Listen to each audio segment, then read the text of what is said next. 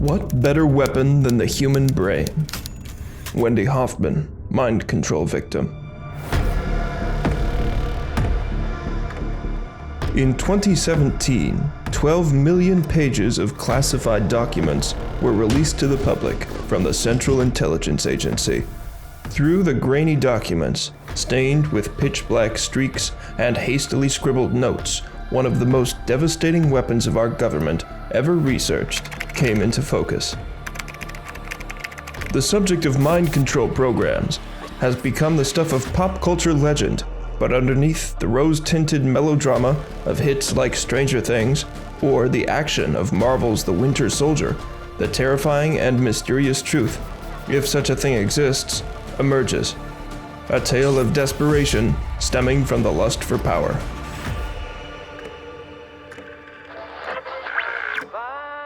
The year is 1972.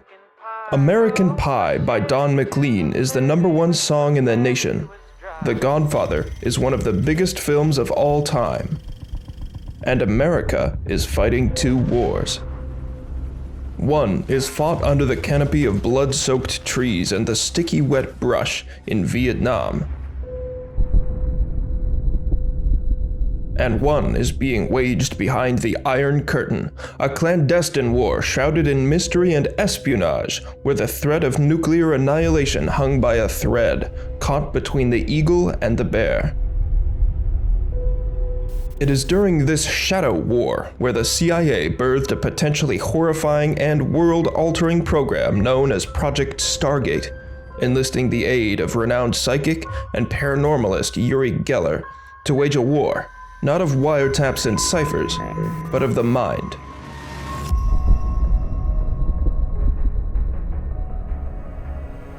In the early 70s, the CIA became aware of the Soviet Union spending 60 million rubles, $600 million in today's currency, to crack into the human psyche for mental warfare. In reality, America was playing catch-up. Russia had been exploring psychic research since the early 1920s, according to a 2013 thesis by Sergei Kernbach at the Research Center of Advanced Robotics and Environmental Sciences in Stuttgart, Germany. The fascination came and went as the government changed heads until the 1930s, when the OGPU, Russia's secret police that would become the KGB, saw it as a potential game-changing asset. Their work, a majority of it still classified to this day, involved expeditions into the ancient caves of Crimea and the far corners of the Kostroma and Altai regions of Russia to collect occult relics and obtain information from shamans, psychics, healers, and hypnotists.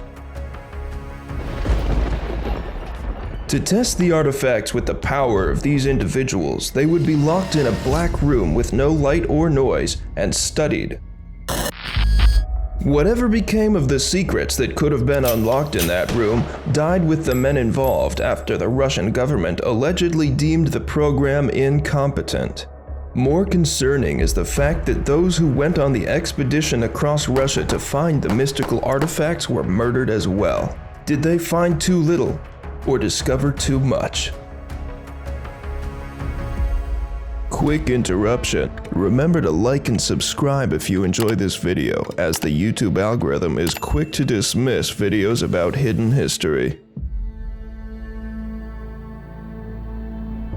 Now, while Russia was continuing nearly 50 years of research by then, the CIA began remote viewing research at the Stanford Institute. Remote viewing is the psychotronic art of viewing an object, place, or person through intense concentration of the mind. As Project Stargate was getting off the ground, an Israeli-born military veteran, Uri Geller, took the world by storm with his self-proclaimed magical abilities, including psychokinesis, the power to move objects by mental force, dowsing, the ability to find objects, and telepathy, the communication of thoughts or ideas via the mind. Would you welcome, please, Uri Geller? In 1973, Geller was humiliated on national TV on The Johnny Carson Show when he was unable to successfully display any of his powers. I'm sorry, I did not mean to do that. The son of an Israeli general and a spy, Geller painted his life as a sweeping suspense novel for the ages. But on that stage, he was humiliated, reduced to nothing but a gimmick and a fraud. Sometimes when I try to do these things, nothing really happens, a timid Geller told the talk show host just before the experiment. And it doesn't matter whether I'm in front of 3,000 people or 10 people, I do my best. The experiment ended in relative disaster. Geller would later claim that he was expecting an interview and not a demonstration, and was caught by surprise on stage by Carson, himself a magician. Many people are skeptical of these things, he said after the failed demonstration.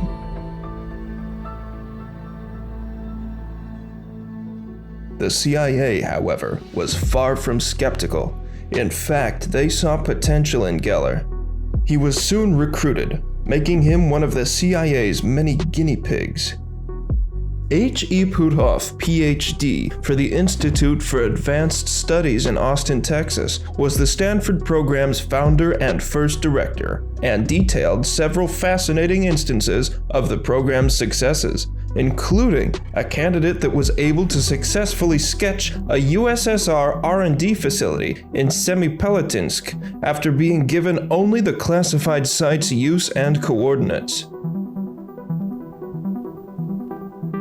Geller was put through several tests of his own, including drawing objects that were shielded from him in another room.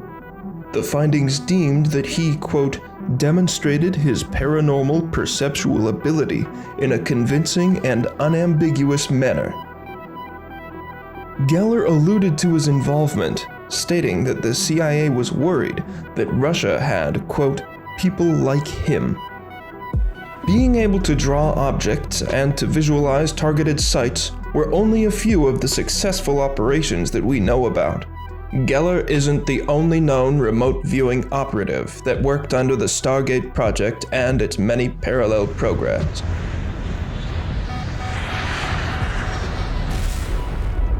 Rosemary Smith, one of Stanford's stars, helped the Carter administration locate a downed Soviet aircraft in Africa, of all places. Jimmy Carter himself told students at Emory University that the CIA was unable to find the aircraft, and in a moment of desperation, unbeknownst to even Carter himself, consulted with Miss Smith. She was able to do what the latest high-tech topography satellites and geolocation couldn't do. She found the aircraft under a canopy of trees deep in the wilds. The CIA was able to recover various Russian codes and intelligence. Joseph McMoneagle, a U.S. Army Chief Warrant Officer, was one of the first personnel recruited by Stargate and was allegedly one of the very best.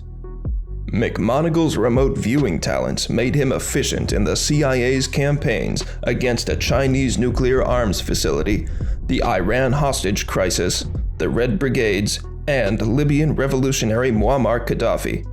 He also found a secret Soviet Typhoon-class submarine in the late 1970s. He described these operations at length in his memoir. Despite being one of the government's best and brightest, McMoneagle himself attested that 98% of psychics were, quote, kooks. Was McMoneagle a kook too, or the real deal? While he had skeptics, his proclaimed ability to see months and even years into the future predicted the passing of the Right-to-Work Bill, a new religion without Christianity deemed a science for the soul, a vaccine for the AIDS virus, a movement to eliminate television, and the fad of temporary tattoos.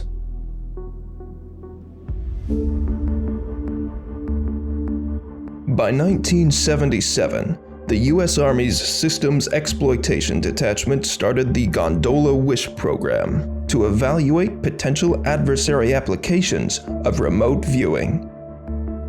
Army intelligence formalized the project the next year and designated the operational program Grill Flame.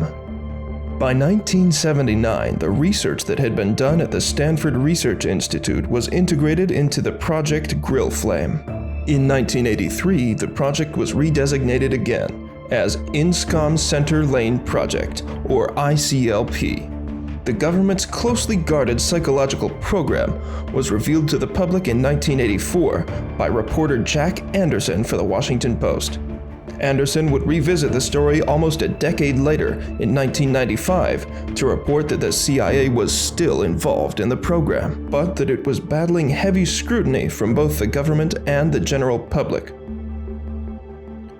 "We were always able to survive," one of the remote viewers told Anderson in his 1995 story for the Post, "when we stuck to what we did best. Just a guy sitting in a dark room, or even a lit room, focusing on what was happening somewhere else.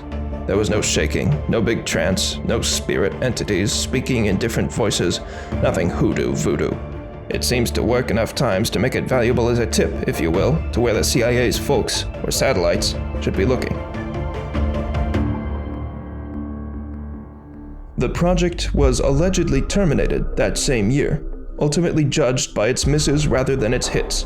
The US government simply felt it was a 20-year waste of time and funding. But was it an economical issue, or perhaps an extraterrestrial one? In 1995, after Stargate, under all its monikers and umbrellas, had closed, consultant Edwin C. May, who had been with the project since its inception, noted that one of Stargate's more radical fathers, Ingo Swann, was booted from Stargate just 2 years prior because he had disclosed the existence of UFOs and extraterrestrial beings to a high-level individual in the SAIC and CIA.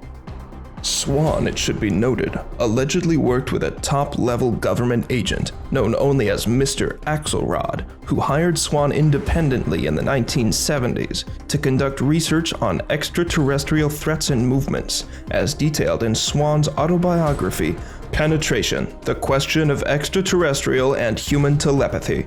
It was Swann's and Axelrod's belief that many aliens were on Earth already, and were, quote, bio-androids of organic and technological creation, and their only threat was psychics who could seemingly ping them.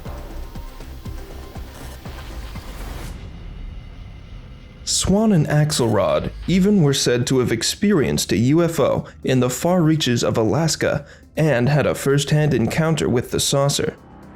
Was Stargate shuttered because the aliens themselves had infiltrated the highest branches of the government and saw Stargate as a threat? The appearance of Men in Black in Point Pleasant, West Virginia, following sightings of the legendary cryptid Mothman in the 60s and 70s, was described as human but off. They're described this way in other reported sightings as well. Government agents with features that seem human, but something is missing, something terrifying, an uncanny creature that gives the impression of humanity in the form of skin stretched over something unworldly.